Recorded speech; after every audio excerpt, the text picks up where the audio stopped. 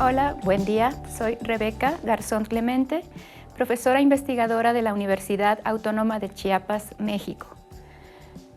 Yo soy de las primeras generaciones en México de ingenieros en computación, entonces me ha tocado abrir camino no solo en ámbitos de tecnologías, sino también en ámbitos de educación. Entonces, pues he tenido la oportunidad desde la gestión universitaria de ser de las personas que integraron las primeras redes de computadoras en una universidad, en mi universidad, y posteriormente surge la necesidad de formar a nuestros estudiantes en áreas de informática.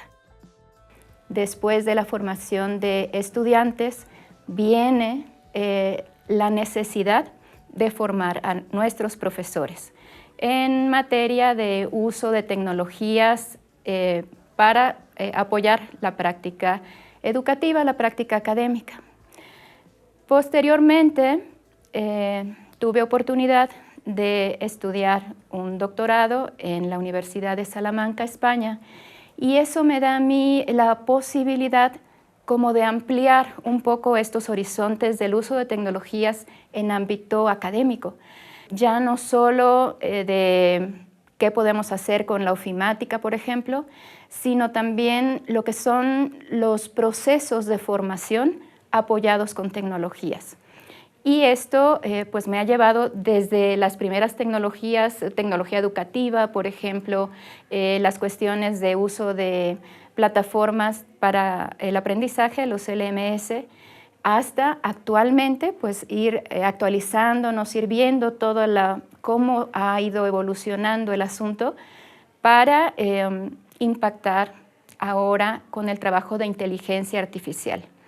Y entonces pues eso abre un panorama muy interesante porque ya no solo nos tenemos que preocupar de las cuestiones de tecnología, de las cuestiones de que la gente conozca la tecnología en sí misma, sino también qué nos está ocurriendo a nosotros como seres humanos, qué les está ocurriendo a nuestros estudiantes, qué nos está ocurriendo como profesores con pues las tecnologías omnipresentes en todos los ámbitos de nuestra vida cotidiana y de nuestra vida profesional y de nuestra vida académica, pero también con las tomas de decisiones que realizamos con ellas presentes, con ellas al lado.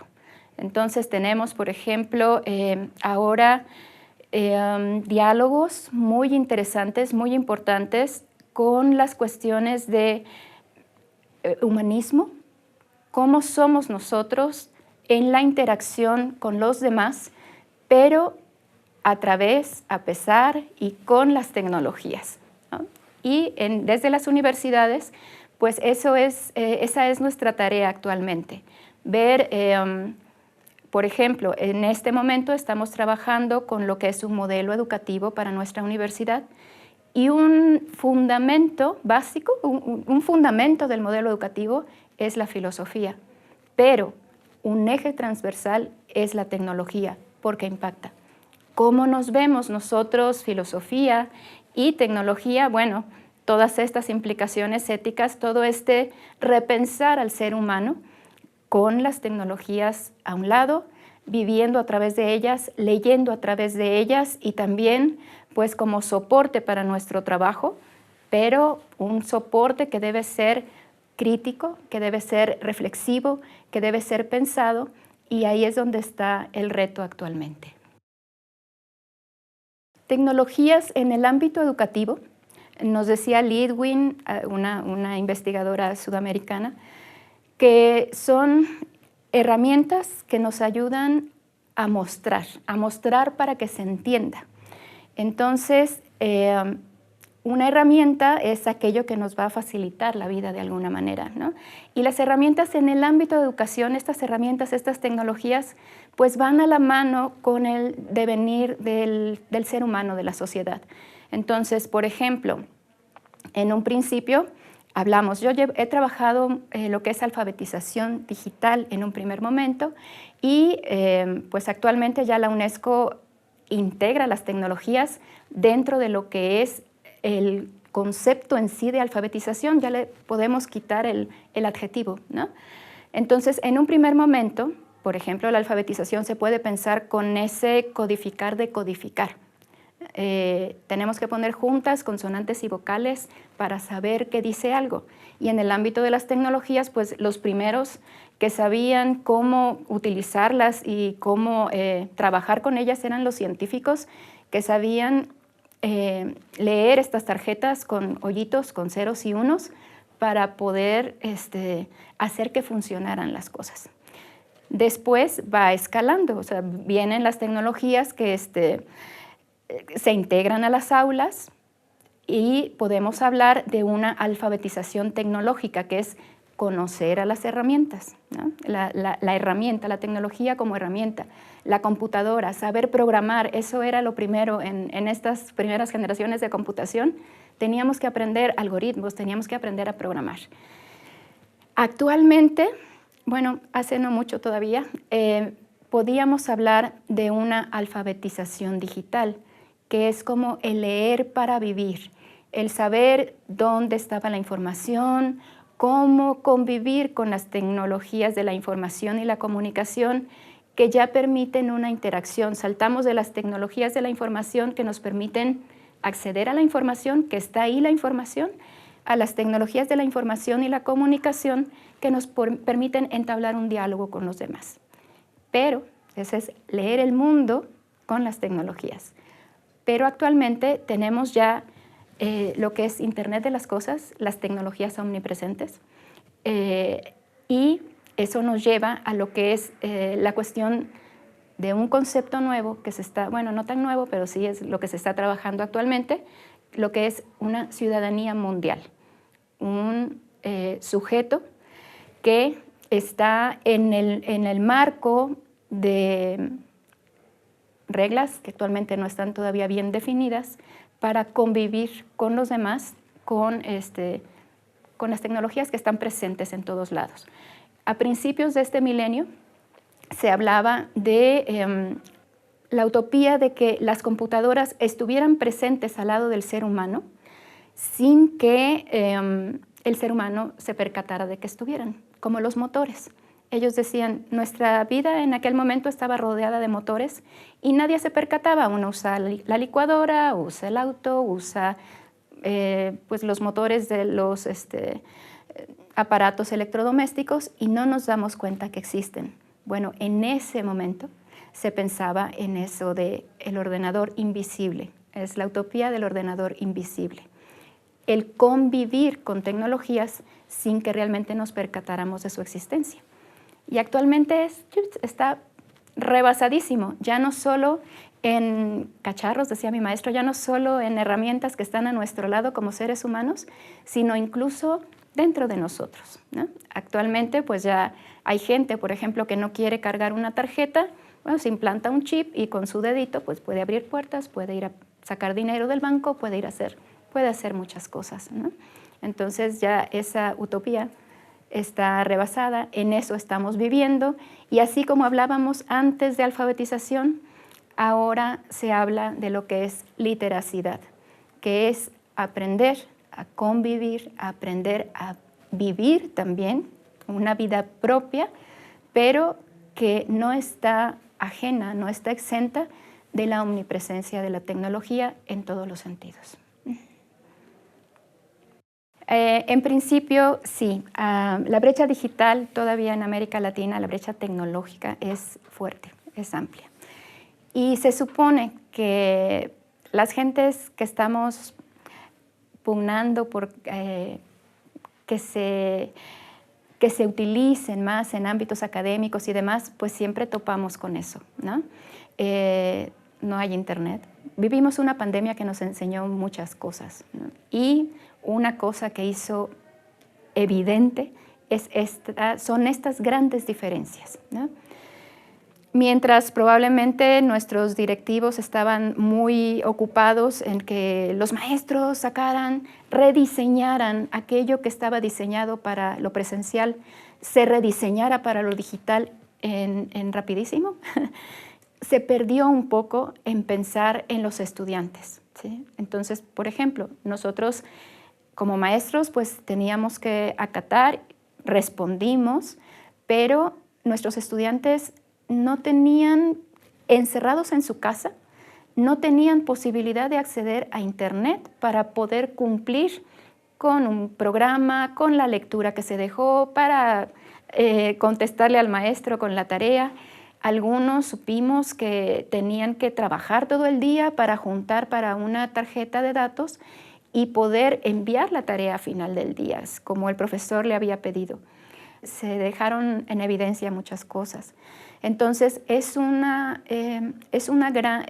todavía un pendiente que debemos nosotros considerar en América Latina y que nosotros los técnicos decimos tenemos todavía que ser muy conscientes con estas grandes diferencias, pero también la otra parte no debe perder de vista que es algo que está presente, ¿no?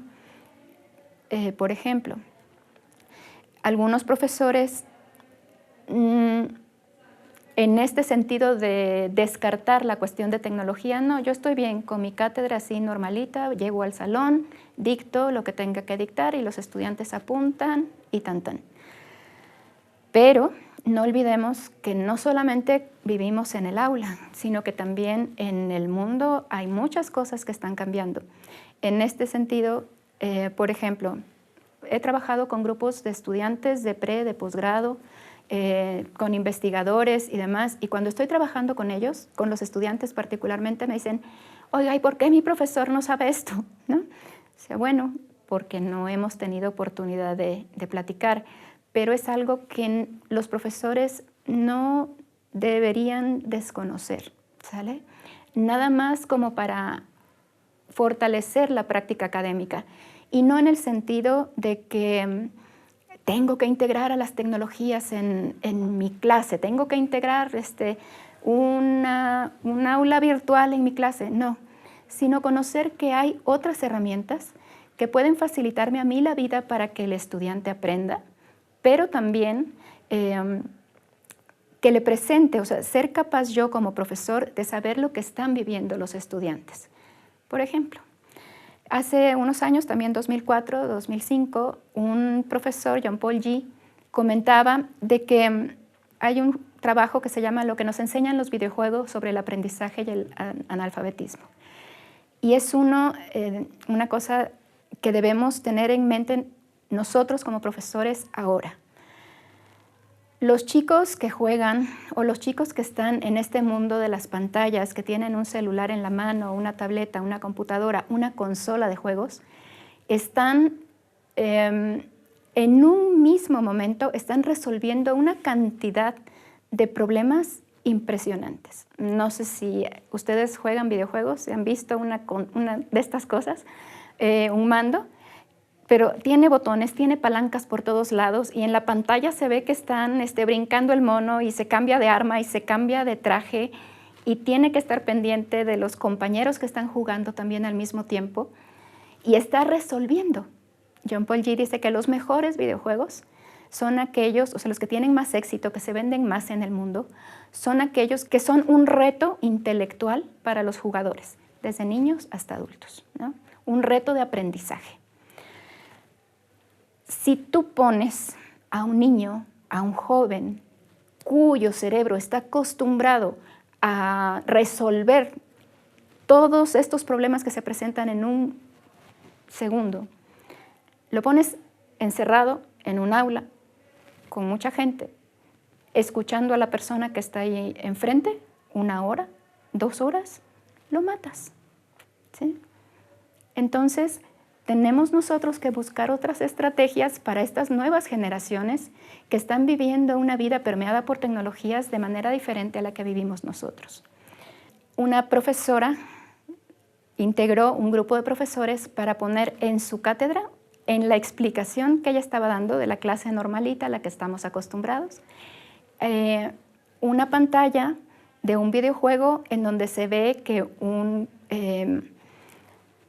el personaje del videojuego está corriendo en estos laberintos que se ven así como a velocidades impresionantes para nosotros. Y midió el aprendizaje. ¿no? Con sus grupos de control, una investigación científica seria. Midió el aprendizaje de los estudiantes y los resultados fueron mejores con los grupos que habían tenido este apoyo, aunque para muchos de nosotros digan, es que es un distractor. No, tuvieron mejores resultados en su desempeño académico que con los grupos de control que no tenían este tipo de cosas, ¿no? Entonces, pues tenemos que aprender no solo de las tecnologías o la tecnología, sino también cómo está modificando al ser humano para aprender y para todo, ¿no? Para bien y para mal también, porque hay muchas cosas que tenemos que atender. Hay implicaciones éticas muy fuertes. Es una estrategia fabulosa, ¿por qué? Porque las nuevas generaciones son más abiertas a aprender a través de recursos audiovisuales. Los chicos ya no buscan un libro, ya no buscan un texto en Internet, están buscando canales audiovisuales en YouTube y otras plataformas de videos para aprender, ¿no? Entonces, ¿qué es lo que nosotros tendríamos que, es que aquí no podemos decir de enseñarles, pero que tendríamos que hacerlos conscientes es de que hay información confiable y hay información que no es confiable? Entonces, nosotros como profesores, como padres de familia, tendríamos que conocer, bueno, qué recursos estás consultando, qué recursos existen para apoyar a aquellos que tienen una información confiable. Eso es parte de lo que se ha trabajado. Antes de alfabetización digital, se hablaba de alfabetización informacional, que es esta cuestión de ver de manera crítica los recursos que se están filtrando a través de Internet en todos los ámbitos, ¿no? Entonces, en este discernimiento es importante crear esta conciencia en las personas que están accediendo a los medios. Los audiovisuales son un recurso muy, muy, muy utilizado hoy en día por nuestros estudiantes. Igual, tal vez por eso, porque integra muchos elementos y los mantiene a ellos activos, los mantiene pendientes, los mantiene abiertos a lo que están aprendiendo ahí. Incluso más que el ir a una asesoría con un profesor o hacer una lectura de un texto.